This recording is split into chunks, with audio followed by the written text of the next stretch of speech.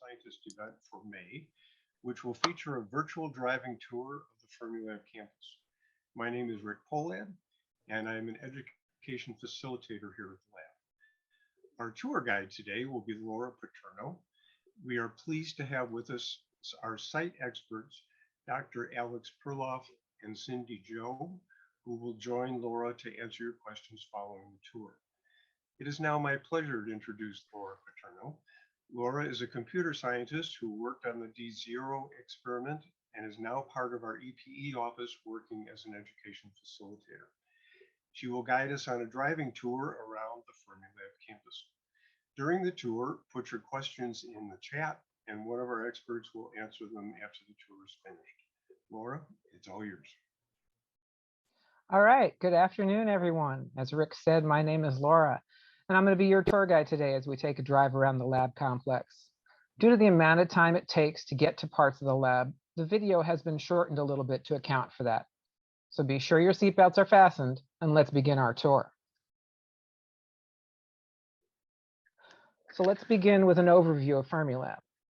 Here is a map of our 6,800 acre or 10.6 square mile site. These are the sites that we're going to be visiting today. Our main entrance is on the left or west side of the map. And this is an aerial view with the main entrance marked on the left. This is where we're going to start our tour.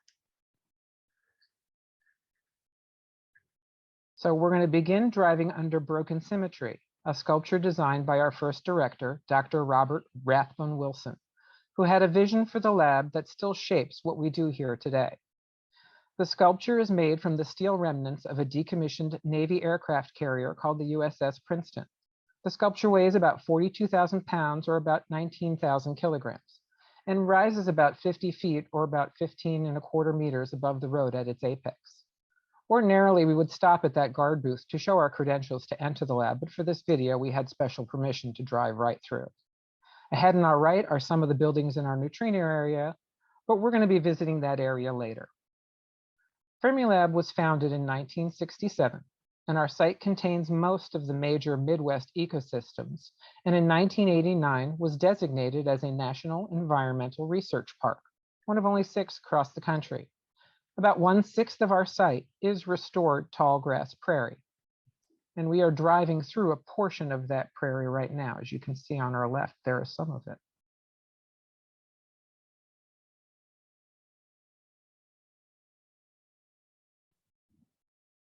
So the next building that we're going to pass on our right is named the Letterman Science Center, or LSC. And it's named after our second director, Leon Letterman, who was a big proponent of education and engagement with the public. The LSC houses many of our physical and life science programs available at the lab. It has hands-on exhibits, a science lab, a maker space, and a gift shop.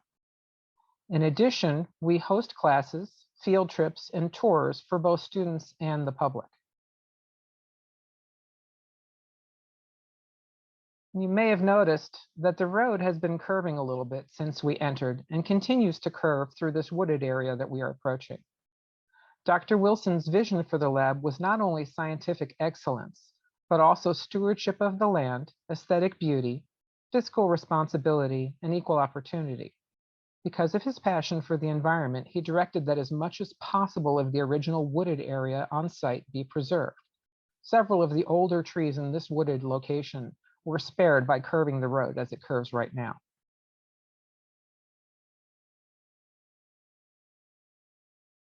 The ponds that we are approaching to the right are used to dissipate the heat generated by the powerful electromagnets used to steer and focus the particle beams in our accelerator complex. They also attract a variety of the waterfowl that live in or migrate to this area.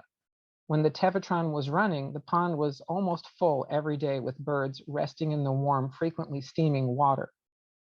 And behind the pond is the central hub of our site, Wilson Hall, named after Dr. Wilson. If you've been here before, you may notice that there's a few changes surrounding Wilson Hall, and we'll talk about that in a little bit.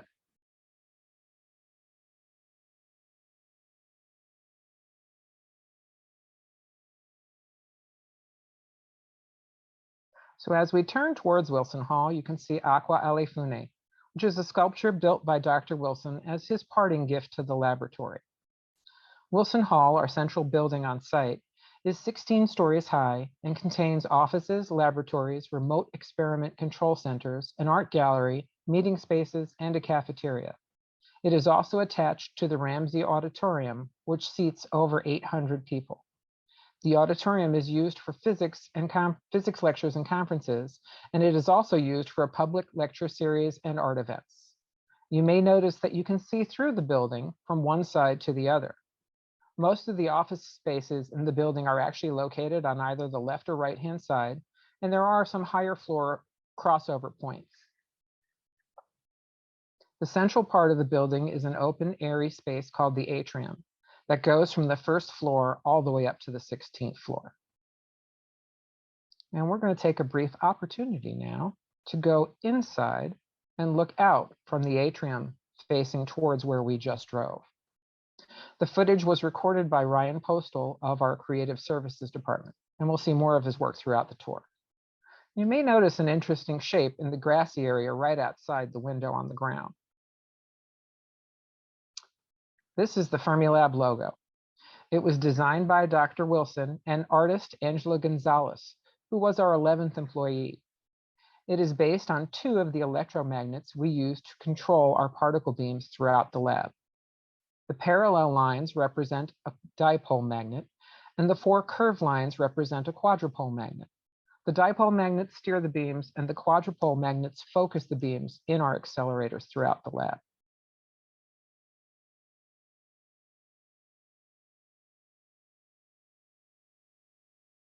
So let's get back in the car and we'll continue on our way here. And to our right, you can see one of our newest buildings, which is still under construction. And it's called the Integrated Engineering Research Center, or IERC for short. This building connects directly to Wilson Hall, and it will provide a space under one roof for our engineering specialists to work more closely with each other and with the personnel who work in Wilson Hall. And the flagpoles we are seeing fly the flags of countries who participate in experiments based at Fermilab. There are currently over 40 countries whose flags are rotated throughout the year on the 20 poles that are outside here and 16 more that were inside the atrium.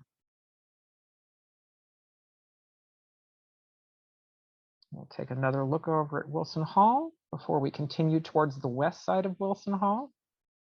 And as we swing around to the west, you can see that squarish building off in the distance to our left. It houses the first stage of our accelerator chain.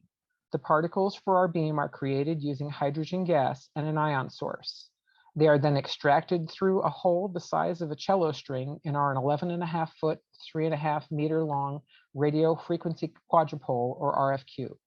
The particles begin accelerating here and reach an energy of 750,000 electron volts and a speed of about 4% of the speed of light before they enter the second stage of our acceleration in our linear accelerator, or LINAC. The LINAC is roughly 500 feet or 150 meters long and extends from that squarish building beneath the rounded earth mound or berm that you can see there. When the particles reach the end of the LINAC, they are traveling at about 70% of the speed of light and have reached 400 million electron volts, or MeV, in energy. An electron volt is a unit that physicists use to describe the energy of a particle. At the end of the LINAC, the particles are transferred into the 1,500-foot or 457-meter circular booster accelerator. The steam coming from the center of the booster ring comes from the water treatment plant that provides deionized cooling water for magnets in the accelerators. The booster ring, inside the booster ring, particles circle the accelerator 20,000 times a second. They are accelerated to 8 billion electron volts, or GeV. And as the particles leave the booster ring, they are traveling at over 98% of the speed of light. And here's a perspective from above. You can see that the earth mound or berm comes right up to the roof of the LINAC office area, and the accelerator itself is below the grassy area. And at the end of the LINAC, we can see the booster ring more clearly. Across from the booster accelerator is our muon complex. And this first building that we're seeing right here will house an experiment called mu to E. The experiment is currently under construction. The goal of the experiment is to learn whether muons can spontaneously convert into electrons, and that's why it's called mu to E. And the building next to it houses the muon G-2 experiment. The experiment's muon storage ring is a 50-foot, 15.25-meter diameter precision superconducting magnet. Physicists here use the magnet to measure the spin property of muons, which they believe could reveal new physics.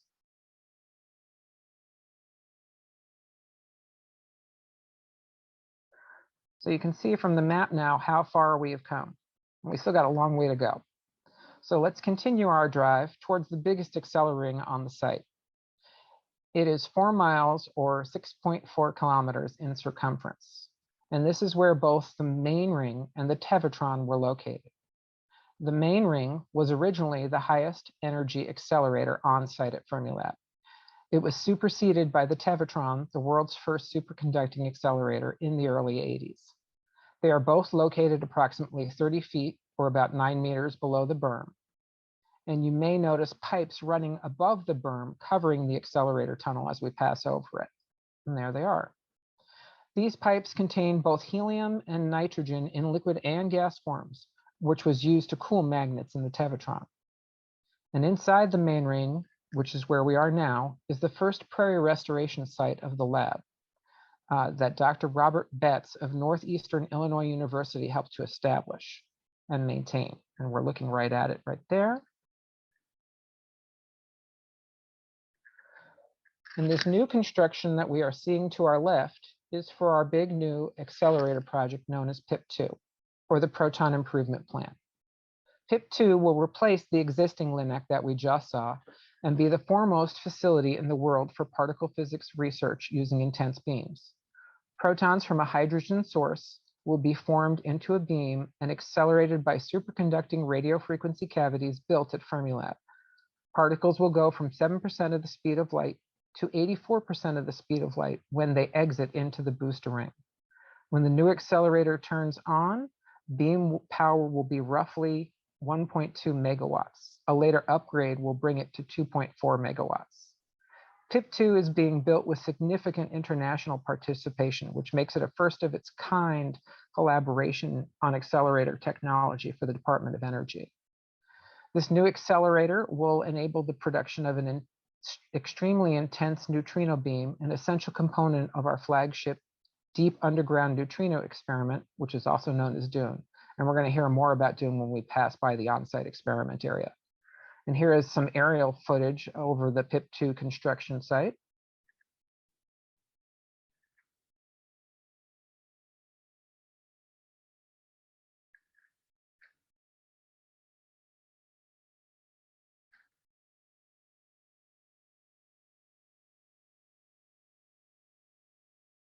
And this is what the site is going to look like when construction is complete.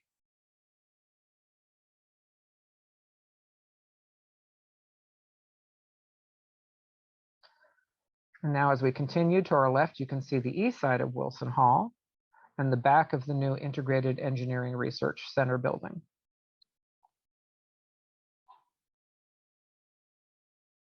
And the small white block-like building that we're about to pass in a second is an access point into the accelerator tunnel. And we'll see more of those as we drive around the ring, including the one that we're going to see ahead in a few seconds. So here's that white building. And now there's the one ahead. And then there's a curved building behind that white building. And that building is called our Feynman Computing Center. And it was named for Richard Feynman, a Nobel laureate and theoretical physicist. He also did important early work in computing and is one of the originators of the idea of quantum computing. He never worked here before, but he did visit the lab in 1972. The design of the building was influenced by Robert Wilson, and I'm going to describe more about it later when we pass it after we come out of the ring.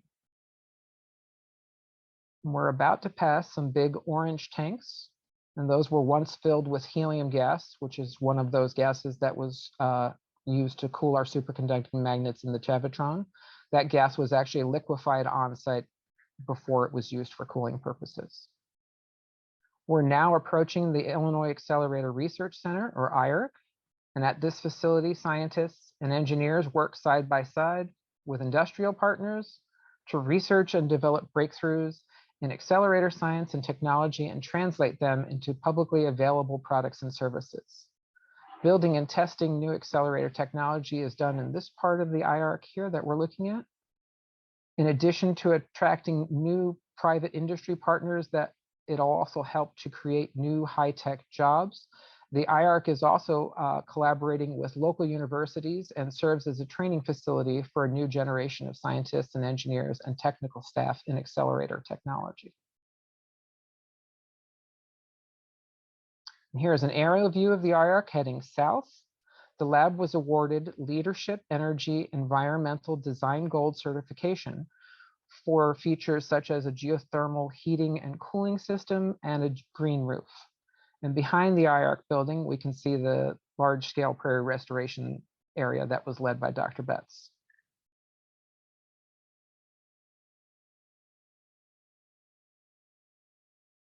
So when Fermilab was first built, the first accelerator in the tunnel was called the main ring, and it was the most powerful accelerator in the world at the time.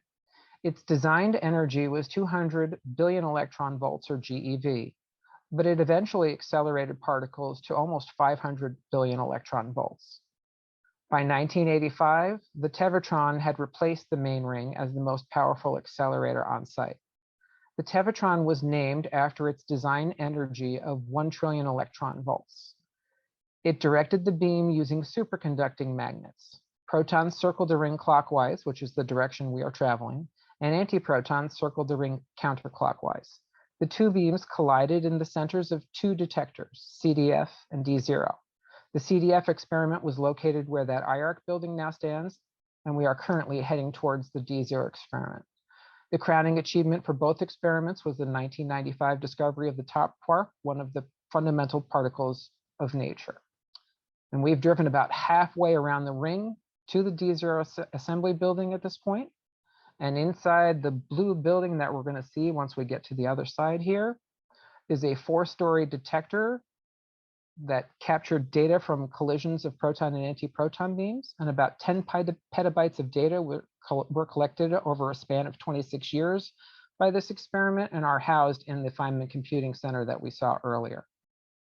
So let's take a minute, get out and stretch, look around. We've driven, as I said, about halfway around the ring, and we can see Wilson Hall there off in the distance. Fermilab's prairie restoration under the directorship of Dr. Betts began in 1973, and fire plays an important role in that. And you can see that there was a little bit of smoke off to the right. That smoke you can see is from a prescribed burn, and burning is necessary to maintain the health of a prairie. And as we continue on our way, I'll describe more about that now. So burning distributes nutrients back into the soil, removes dead brush, and kills invasive species. Fermilab's ecologists, our roads and grounds crew, and our on-site fire department supervise all the prescribed burns.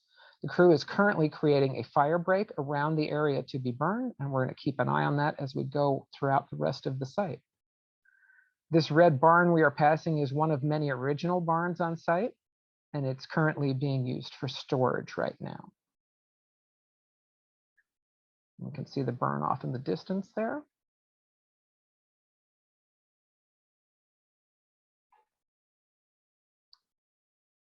And now we're going to work our way back to the south side of Wilson Hall, where we entered the ring. During breaks or lunchtime, employees can be seen using the ring for exercise. Once a year, employees celebrate Health and Fitness Day by walking, biking, rollerblading, or running around the ring. And we just completed circling the ring now.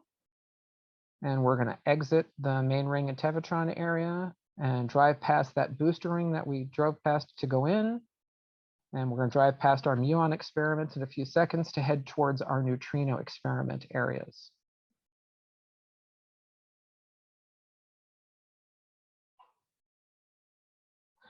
Before we get to our neutrino area, we're going to pass by our old antiproton source, where antiprotons were created from proton collisions with a target. The collection and storage rings are underground and have been repurposed to provide our two muon experiments with an intense muon beam. And this is that antiproton source area that's now providing muons to our muon experiments. And we're going to approach our main injector area, and off to our left in a second here will be our MI8, a building in the main injector area. And the main injector was commissioned in 1999 and is the largest, most powerful accelerator currently running on site. It is elliptical in shape and is approximately 2 miles or 3.2 kilometers around. It was formerly an injector accelerator for the Tevatron. Now its beam is used to create multiple neutrino beams for experiments both on and off site. Coming up on our right there is the start of our short baseline neutrino experiments. But before I talk about that, I'm going to talk a little bit more now about our flagship experiment, Dune. The property that you're seeing to our right will be the site of a detector for this international experiment. Our new PIP2 accelerator will help create an intense neutrino beam, and this beam will pass through an underground detector, which will be located on the spot. The beam will then travel around 800 miles or 1,287 kilometers directly through the Earth to the enormous Dune detector in Leeds, South Dakota. It will hold roughly 70,000 tons or about 63,500 metric tons of ultra-pure liquid argon and be located about a mile or 1.6 kilometers underground in an abandoned gold mine. Physicists will use data from this experiment to shed light on some of the mysteries of the universe, such as what is the relationship between matter and forces, how do galaxies form, and how does matter even exist? And we're going to head back now to those buildings that we just passed. And you can see that our prairie burn on site is actually going very strong at this point. The crew is actually still working on creating that fire break that I mentioned earlier. And it can take a while to create that break, depending on the area to be burned. Fermilab is hosting 3 short baseline neutrino experiments, which will use a shorter beamline of neutrinos than the Dune experiment. And we are approaching that area right now. So this beam is going to be called the booster neutrino beam, and it will pass sequentially through 3 liquid argon detectors. These underground detectors are needed to study neutrino oscillations over a short time and distance from the target where the neutrino beam is produced. So this is the building where that neutrino beam will be produced and start. And it's called the booster neutrino beam. The 3 experiments are spread out over approximately 1/3 of a mile or 1/2 a kilometer. And the short baseline neutrino near detector, or SBNND, will be in the building that's coming up to our left behind this curved building in front of us right now. And that is the first of our 3 experiments. So this is the building where that SBNND will be located.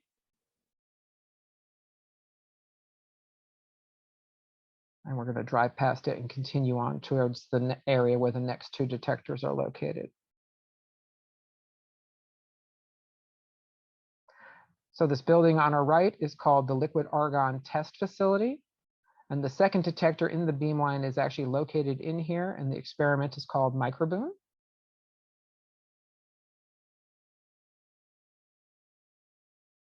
And then the third detector in the beamline, called Icarus, is going to be behind this mound here to our left in that silver gray building. And in addition to studying neutrino oscillations, the 3 detectors will also be used to see if a particle called the sterile neutrino exists. The second building to the left of the gray one is called the Minos building. It is the on-site access point for the NOVA experiment, which uses a neutrino beam sent from Fermilab 500 miles or 805 kilometers north to Minnesota. And it provides access to several underground experiments. And we're going to take a little look overhead of this area. And in between the 2 roads and beyond is more restored prairie and woodlands that we can see.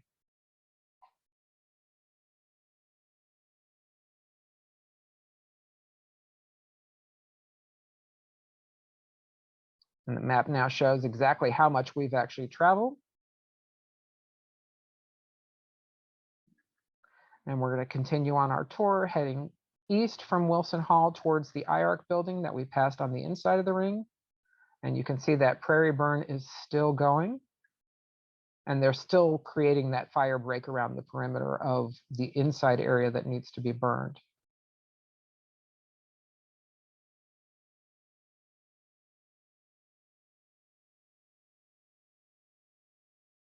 And you can see to our left is that Feynman Computing Center, or the FCC that we saw earlier.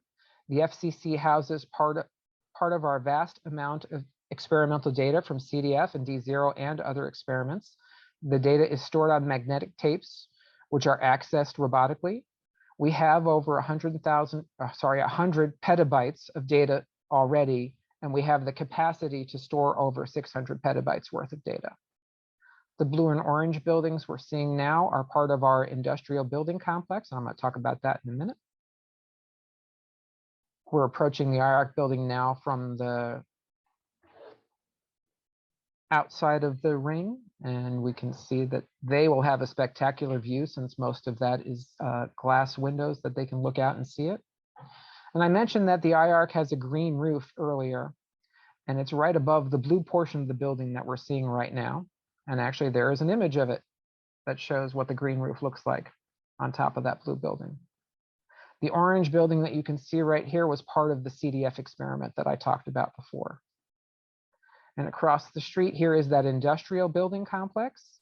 And here we build and test equipment such as magnets and radio frequency cavities that are used in our accelerator areas on and off site. It is also one of several sites for our Fermilab quantum research.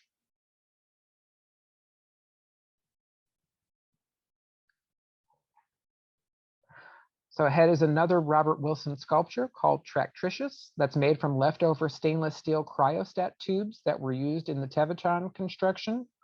Many of Wilson's sculptures are actually made from recycled materials. And here is an overview of this area. And you can see Tractricious to our left, and down below, the IARC building was also off to our left. And the industrial complex is right here with us. And then you can see the Feynman Computing Center off in the distance to our left. And on our left now is the Bison Pasture and another original barn. Dr. Wilson bought bison to the lab as a symbol of the history of the Midwest and the lab's research being at the frontier of particle physics. They are genetically pure and descended from bison here before settlers arrived to this area. And we're going to actually see them a little bit more later. And you can now see some of our large open land areas that we have on site. Some of this area is actually leased by local farmers, and some is used for environmental studies. The area to our left is actually leased land, and the area to our right is actually currently doing carbon sequestration studies. And we're now at what's called the Fermilab Village, which is on the east side of our site. And before the lab was built, the site was owned by farmers and contained the town of Weston, Illinois. The white houses that we're passing belonged to some of the original farmers and were relocated to this spot when the lab was built. They are now used as temporary residences for short-term visitors.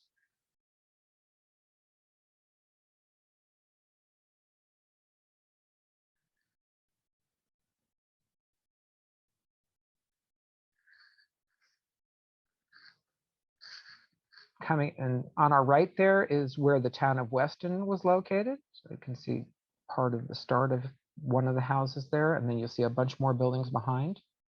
We'll get a better view of it from overhead in just a second. So this area, which used to be Weston, is now our area where dormitories are. We have a machine shop here. We have some laboratories in here, a seed barn, there's a gym, there's also a pub in here because of the people who live on site.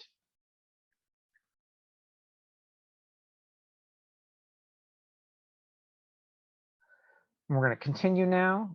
And that fire is still going. It has taken a while to film this video, and it's been over an hour since they started filming actually, and that you can notice that they're still burning. So this break takes a while to create. The path you can see that runs on our right runs actually from our east entrance all the way through to the west entrance. Walkers and bicyclists from on and off site normally use it year round. And since 1969, the lab has been home to a herd of bison.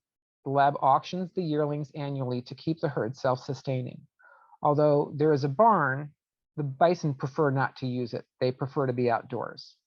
So since we're passing by, let's stop and take a little look-see and see what they're up to. Looks like they're eating right now, and we'll take a little bit of the time here to take some more of Ryan's footage to get a better look at the herd. If you come on site this time of year, this is what you would actually see.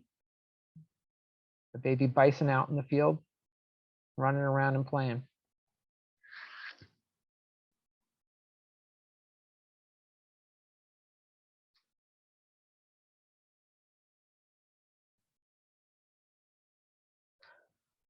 So we've now covered about 75% of our tour, and we'll go on to the last leg of our journey now. So we're going to leave the bison and head towards where some of the lab's earliest experiments were performed in an area called the fixed target area. It was called this because particle beams collided with a stationary target at the end of a beam line. A switchyard sent beams down 3 separate beam pipes to experiments there, and we're going to be visiting all 3 of those locations. This is more of the bison herd pasture right here. And off in the distance there, you can see a building that I'm about to talk about.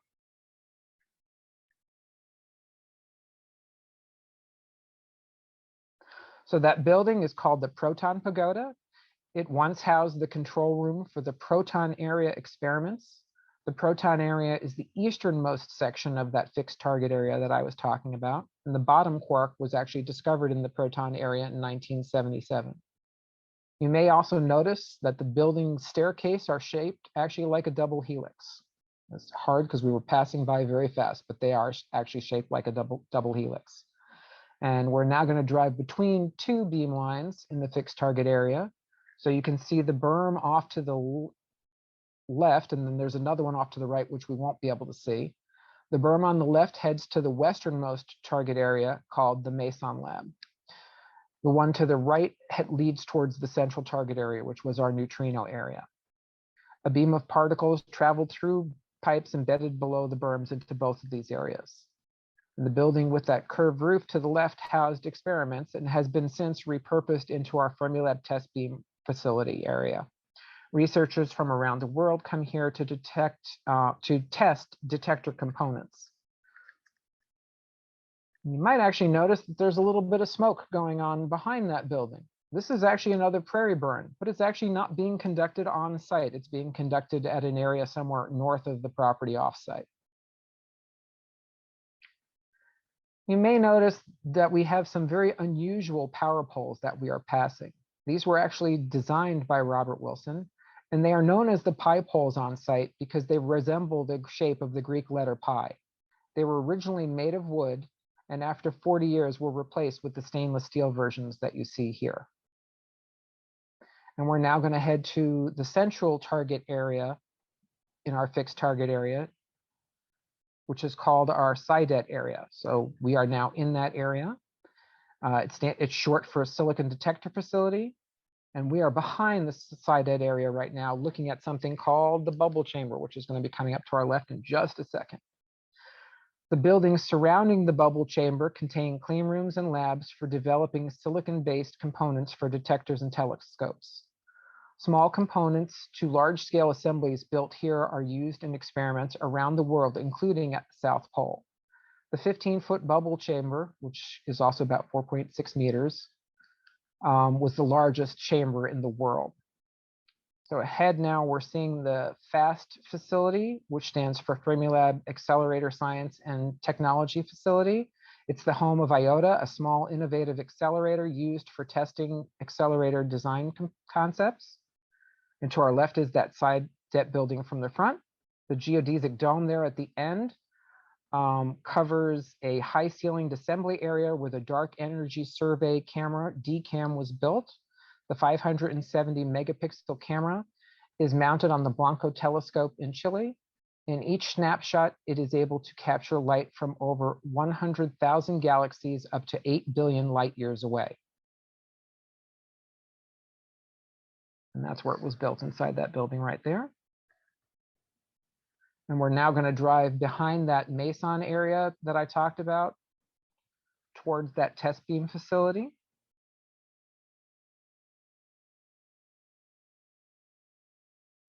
Notice that curvature of the roof. It's actually made up of split culverts. And this is another one of Dr. Wilson's innovative design features. And you'll notice that they're orange on the inside. And you'll notice that that blue and orange color goes throughout the lab. These colors were chosen by Dr. Wilson and Angela Gonzalez for the lab to bring a unique aesthetic to the lab.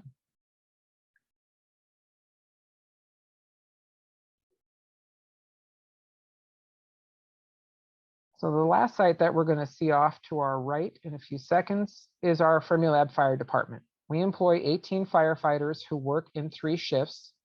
Much of their work is preventative. However, we are very glad to have them on site. Today, they were out monitoring that prairie burn that we've been seeing throughout the tour. And we will see again one more time in a few seconds, and there it is.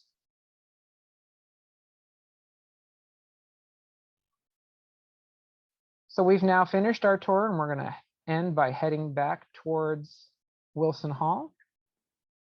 So if you haven't already, please type your questions in chat, and myself and our experts will be able to answer them in just a few seconds. I hope you enjoyed your tour, and let's enjoy a little bit more footage of Fermilab from the sky with Ryan's aerial footage.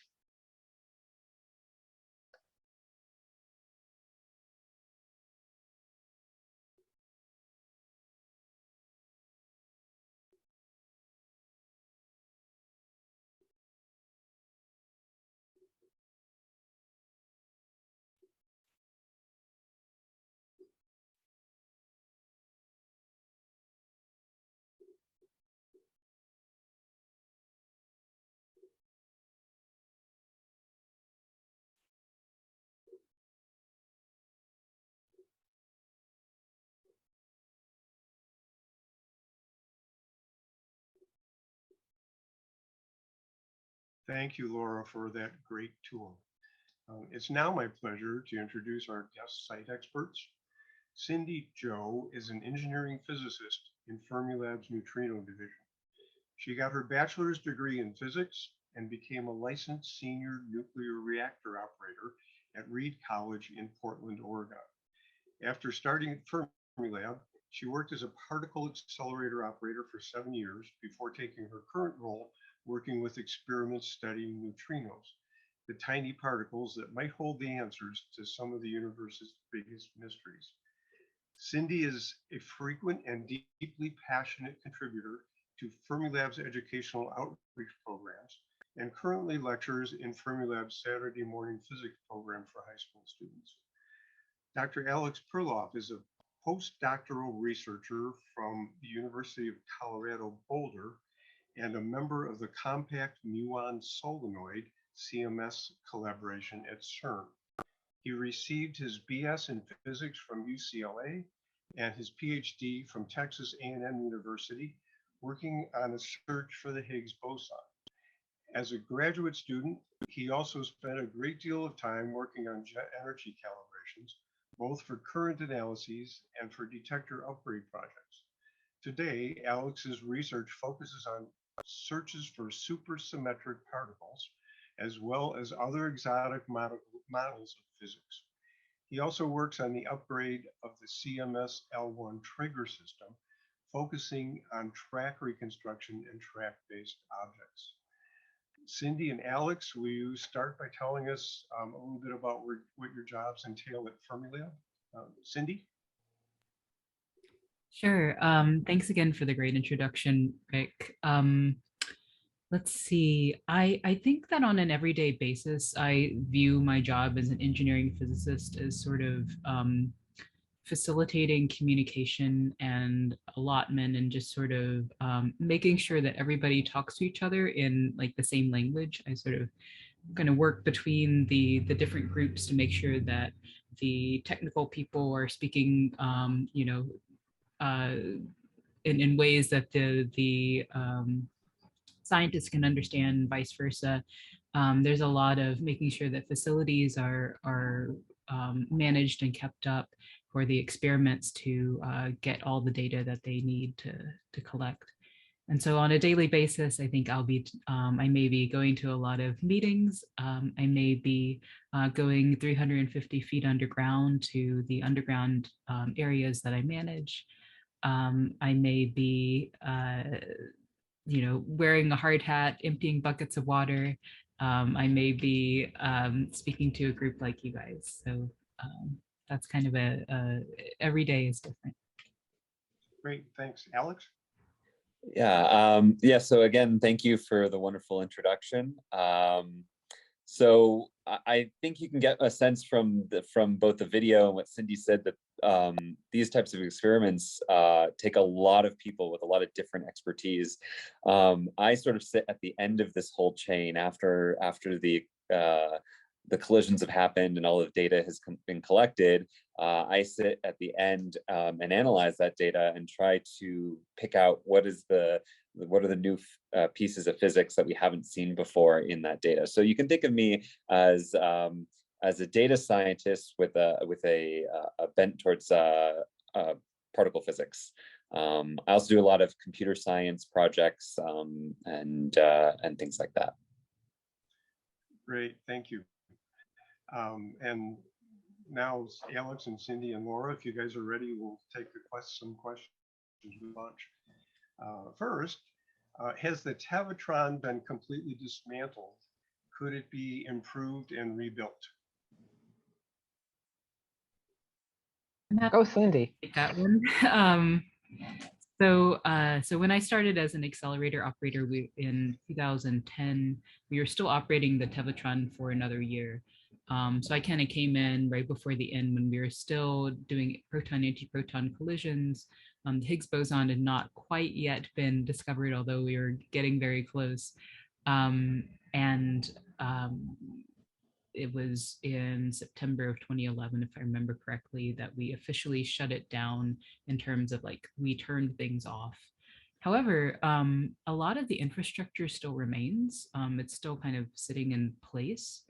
I would say that some parts of it have been recycled for other uses, but a lot of it still sits in place, although a lot of the supporting infrastructure is gone. So we certainly couldn't just flick a switch and have it be back on. We don't have, for instance, the cryogenic plants for the liquid helium don't really exist in the form that they used to. A lot of the, so we couldn't put it back on in its current form. But I would say that parts of it we live on in other ways, and that what we learned certainly, of course, still remains. In fact, the experiments are still analyzing data from that run over 10 years later and churning out papers and making discoveries from the data that existed then. And I would say that things like PIP2, for instance, and other accelerators that we've built, other experiments are sort of spiritual, if not actually direct, and maybe actually even also direct, descendants of the Tevatron. And Laura, this may be best for you. I suppose the land was all taken by the federal government under eminent domain rights. Did the town of Weston have any objection to that? Do you know? Not that I know of, no. I've never heard anything that said anything about that at all. Amanda, do you know anything about that?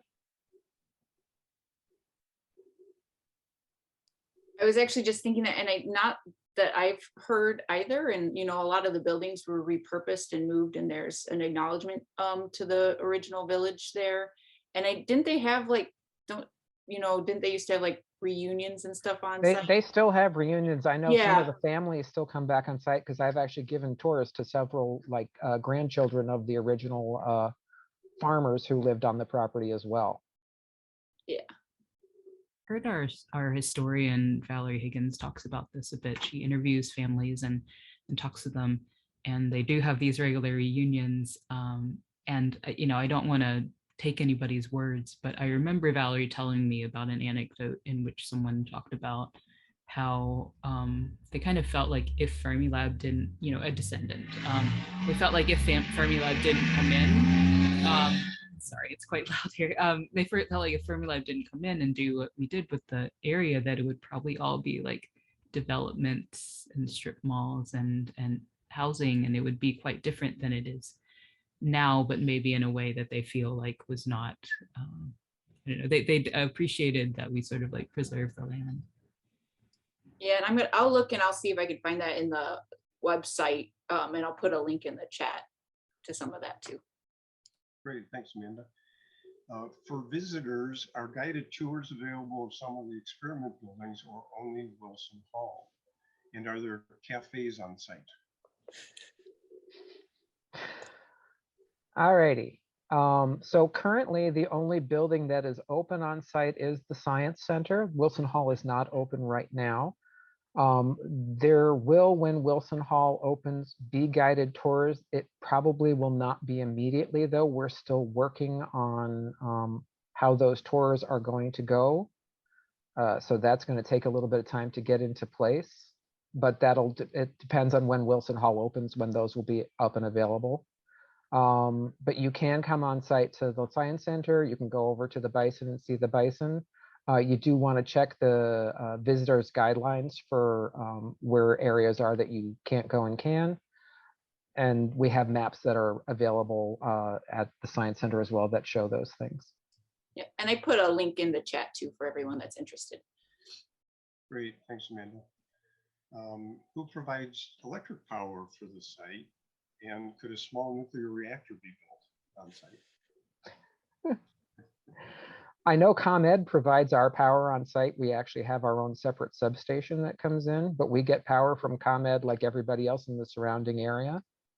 I don't think we're building anything nuclear on site. As far as I know, I haven't heard anything like that even being proposed. We just get our power directly like everybody else. And we use a lot of it. And we use a lot of it. And what is the approximate annual operating cost of the lab?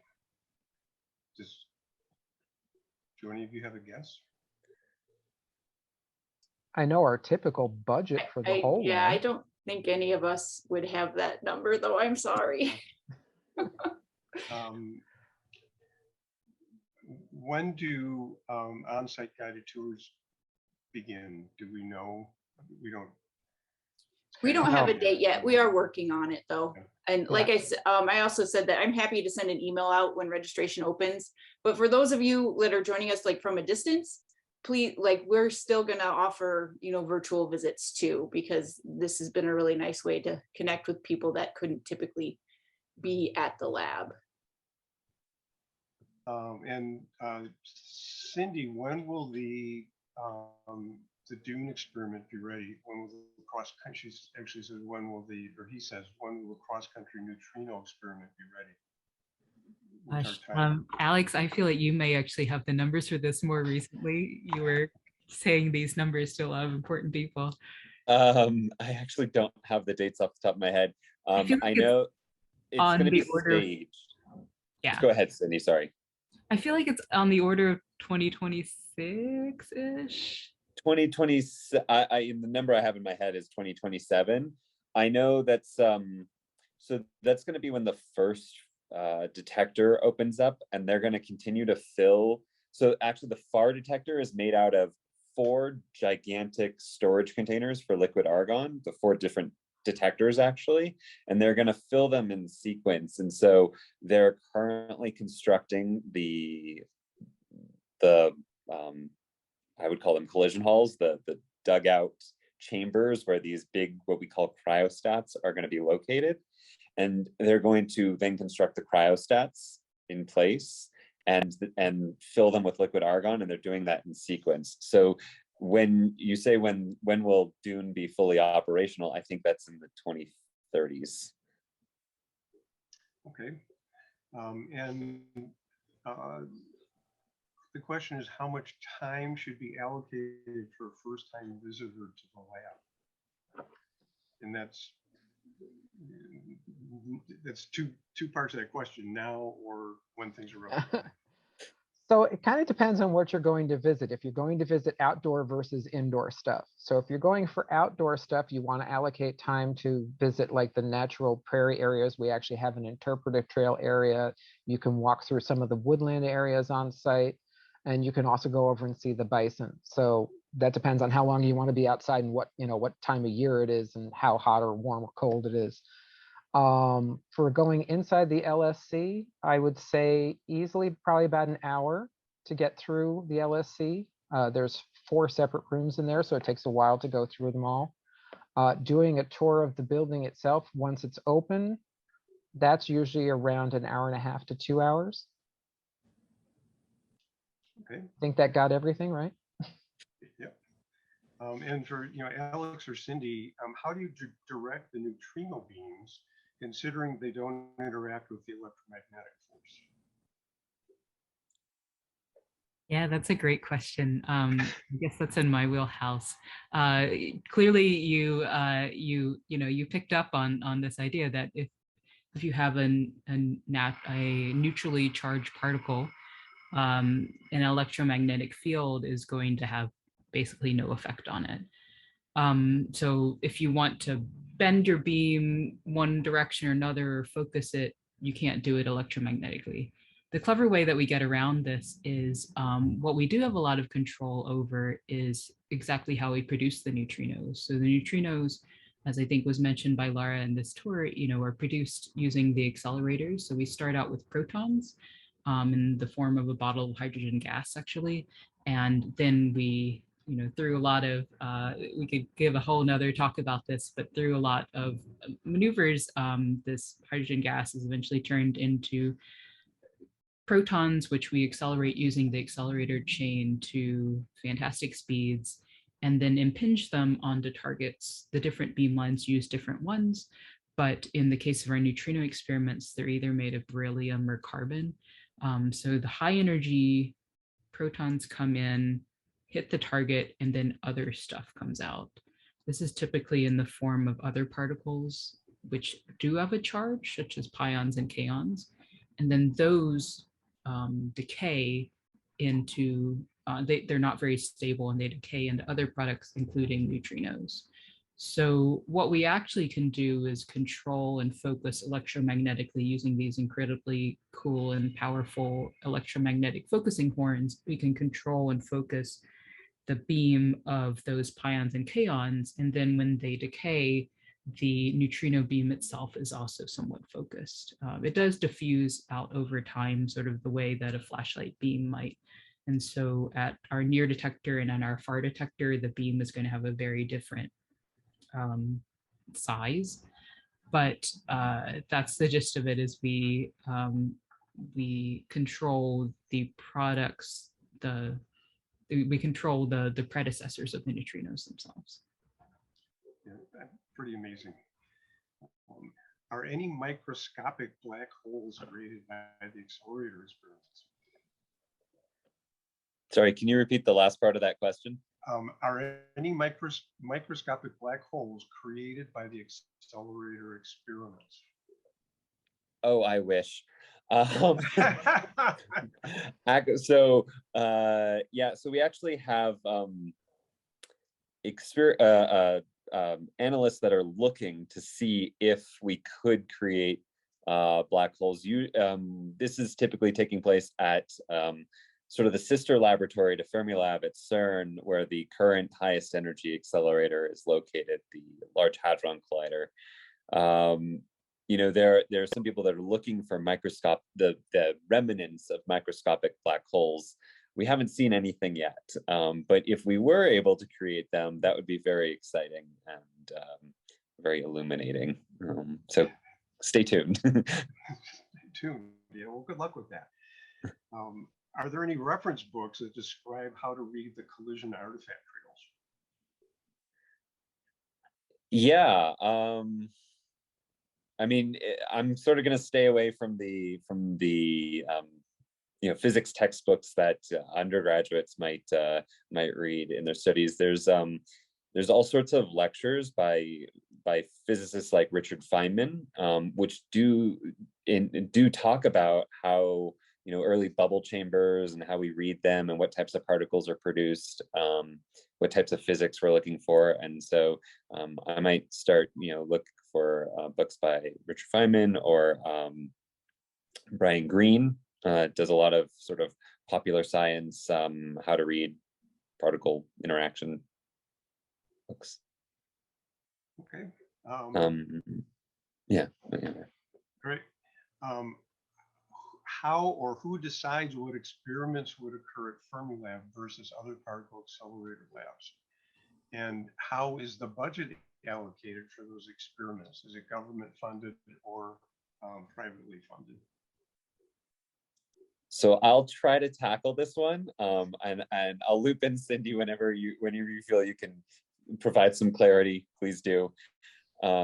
So most of this experimental planning starts with the physicist community and the engineering community, and all of the people who are making these things actually happen. We get together in the United States in a process called SNOMAS. It's named after the town where the first of these meetings took place, Snowmass, Colorado. And you can think of it as like community brainstorming. We come up with all of the very interesting experiments that could be done. What is it we're interested in studying? And we put out a report. And this is a year or more process. This report is then read and ingested and taken into account by something called the Particle Physics Project Prioritization Panel, or P5 for short.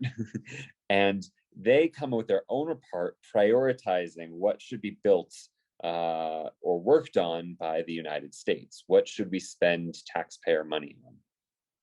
Currently, the highest priority projects are Dune. So this experiment that's starting at Fermilab and is operated primarily by Fermilab.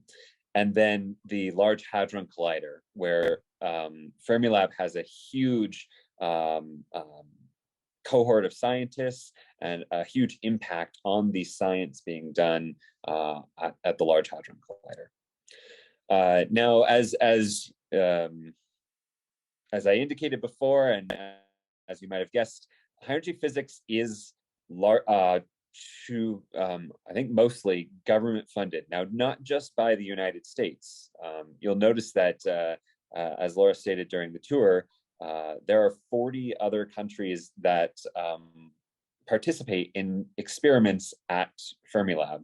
And then at these other sister labs like CERN in France and Switzerland, you have other countries participating. So there's this huge international collaboration on these particle physics projects. And that's because they typically are in the billion or multi-billion-dollar range, and no one government wants to foot the entire bill. Okay, thank you. I think I'll add on to that, if that's right. So there's Alex and I are involved in science advocacy for this. We actually go and speak to lawmakers, congressional offices, for instance, about this kind of thing, about the importance of high energy physics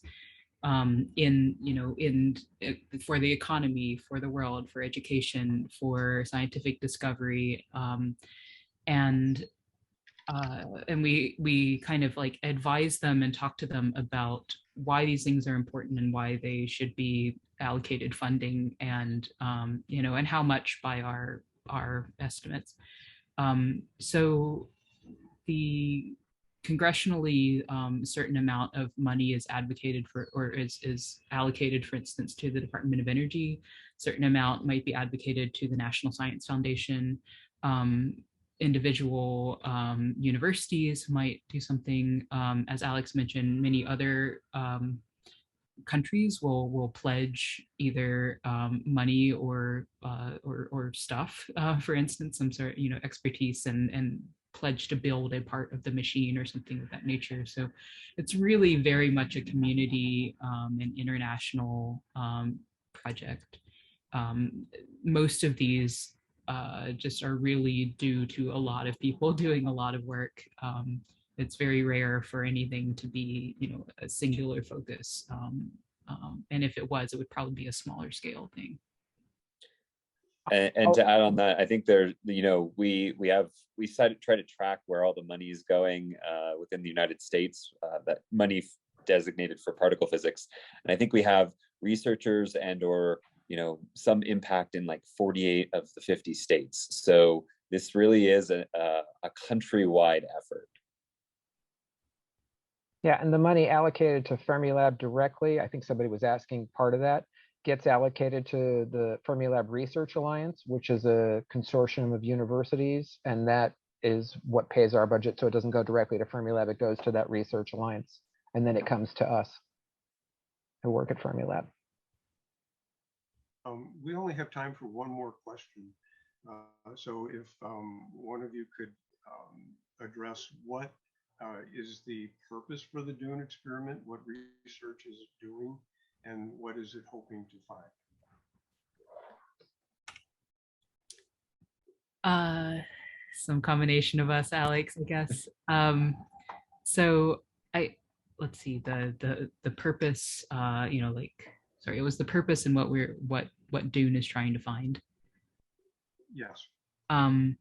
So Dune is really studying, I mentioned, Rick talked about in my intro that, neutrinos, we as physicists think that neutrinos are a very special particle and that knowing more about these slightly unusual characteristics of the neutrino can help us find out more about everything else. There's some parts of the so-called standard model of particle physics that we have observed things that aren't completely explained by our current understanding. And so there's something about our current understanding that's incomplete. And we think that by studying these like quite unusual, quite difficult to study, but very interesting particles, that we can answer some of those bigger questions, which could have bigger foundational impacts on like what we know about physics as a whole. Alex? Yeah, so I'm going to say a bit about or repeat a little bit what Cindy said, but in a different way. So as Cindy mentioned, we have this model of the universe, which is a big, long math equation. And neutrinos sit in this very special area because while the standard model has been used to predict the existence of other particles, it says that neutrinos should be massless, right? But they're not. We know that they have some mass. They have some heft to them. And so they break the standard model just on their own. So they're very interesting for that reason, if not other reasons. The other thing that Dune is trying to do is study why we have an imbalance of matter versus antimatter. So if you look around you, everything you see and can touch, we would call matter. And we know there exists antimatter in the universe, the sort of oppositely charged partners to everything you see around you. Now we can produce antimatter in the lab, just like we produce antiprotons in the lab. Those are the antiparticle to the proton. And in our theories of the Big Bang and the creation of the universe, we think there should have been equal amounts of matter and antimatter, but there's not. You look around you and you see way more matter in the universe. So the question is, why is that? And so that's one of the things that Dune is looking to understand is, why is there more matter than antimatter? It's one of the big ones, I should say. It's not the only one. An experiment the size of Dune is trying to answer many questions, but that alone would just be a mind-boggling discovery. Hey, Alex, quick question. Is that the LHC tunnel behind you? That is. So this is somebody the was asking. I figured we could answer that.